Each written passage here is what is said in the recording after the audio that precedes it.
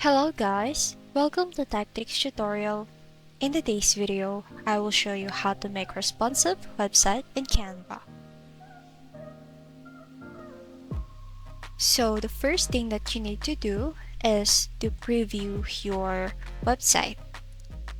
So here in mobile view, as you can see, the elements below is too close to the border of our website.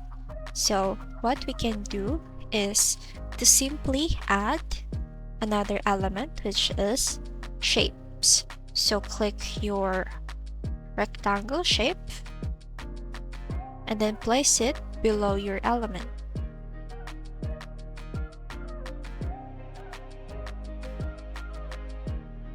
So just like what I'm doing in this one, I want these words to appear more space in the border. So let's change its color, same as the background.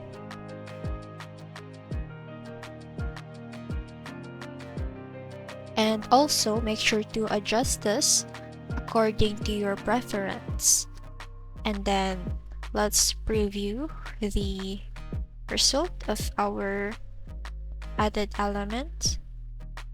Now here in mobile view, as you can see, it added some space below at the bottom part of our border. And for example, again, I want this to have some space between the picture.